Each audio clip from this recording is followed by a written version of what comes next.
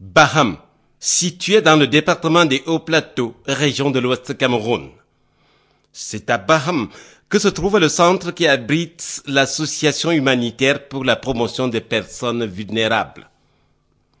Les personnes vivant avec un ou plusieurs handicaps se forment en s'initiant à la fabrication des objets d'art, à l'utilisation des outils informatiques et à la phytothérapie. La rééducation par la kinésithérapie aide à remonter certains malades et ce n'est pas du tout repos. Je travaille ici depuis 3 ans et je fais la rééducation. Ça veut dire que je travaille avec les handicapés physiques, je travaille avec les malades qui ont eu des accidents, je travaille avec les malades qui ont reçu un AVC, un choc au niveau du cerveau. Je rééduque avec les exercices, avec les massages, avec certains petits appareils pour qu'ils retrouvent les états corporels comme avant. Vous avez de bons résultats? Oui, bon, c'est très différent, ça dépend de la manière de l'état du patient quand il est venu dans mon centre, ça dépend aussi à quel moment il vient, s'il s'écoute tant après la maladie ou bien s'il a fait une longue durée avant de venir. Vous avez un souhait à émettre à l'endroit des malades et du centre et aussi des parents qui les encadrent à la maison ou ici? Moi, j'aimerais que la rééducation est beaucoup connue au Cameroun et que les malades sachent qu'il y a un service qui est encore nouveau au Cameroun et qui peut beaucoup aider quand on vient à temps. Donc j'aimerais donner le conseil aux malades de se rendre au service dès qu'être malade parce que souvent il vient un peu en retard et on perd un peu les résultats. Nous vous remercions. Merci. C'est justement pour comprendre mieux la situation que l'association All Bamileke Group Inc., basée à Atlanta aux États-Unis, a envoyé son émissaire sur place. Ce qui justifie ma présence ici, c'est l'action que nous avons de vouloir soutenir des personnes défavorisées. Donc nous sommes basés aux États-Unis, à Atlanta. Nous avons vu le centre sur Internet, nous ne connaissons pas le centre. Et donc je suis venu de moi-même voir pour pouvoir entrer et prendre une décision avec mes autres membres de ce que nous pouvons effectivement faire pour aider les personnes handicapées. Alors une petite idée maintenant que vous avez visité le centre, de ce qu'on pourrait faire? Oui, j'ai l'idée dans ma tête, mais je ne peux pas vous la dire parce que la dernière décision va revenir au conseil. Et sur quoi vous allez mettre l'accent par rapport à ce centre? Je dois laisser ce que j'ai apporté. Alors qu'est-ce qui peut justifier votre action? Je dis, c'est des personnes handicapées. C'est des personnes qui sont diminuées. C'est des personnes qui sont, comment je vais dire, qui pensent qu'ils sont différents des autres. Des personnes complexées. Qui pensent qu'ils sont en marge de la société. Et dont nous pensons qu'ils ont besoin d'aide. Il faut les aider.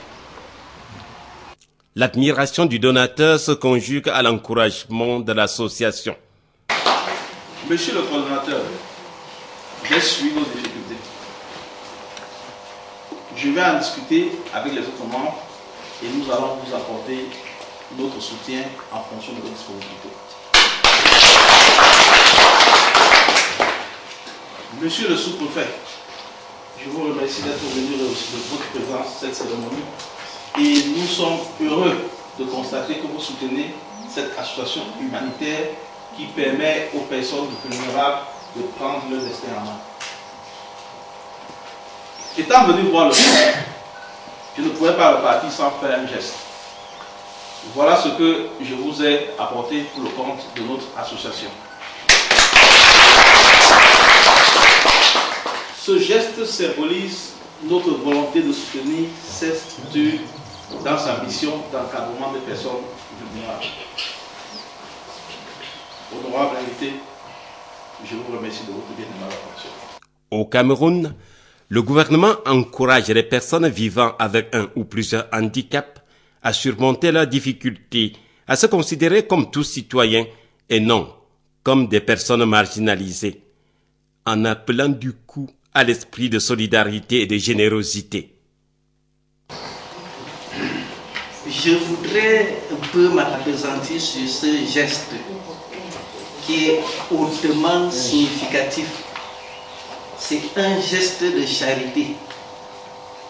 Et comme le dit la Bible, ce qui dit la Bible, vous avez beau avoir toute la foi, si vous manque la charité, ça ne vaut pas la peine. Je voudrais un peu analyser et dire que vous avez beau avoir trop de richesses, s'il n'y a pas ce geste de cœur, cela est tout simplement zéro.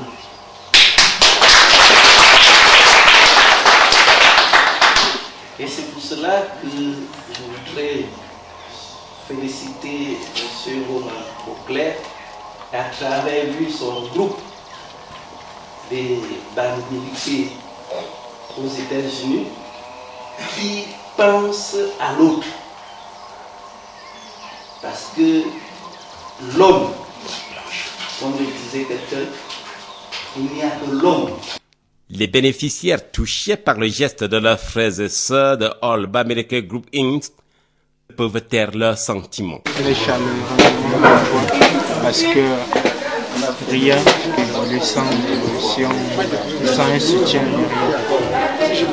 J'aimerais que Dieu vous bénisse, je vous donne beaucoup de choses que vous pensez à nous. Depuis que je ressens que vraiment on pense à nous jusqu'à l'étranger. Je suis très fière de moi. Même si on ne nous disait rien, d'abord votre présence m'a beaucoup intéressée. C'est madame, vous appelez Madame, son établie dans mon âge.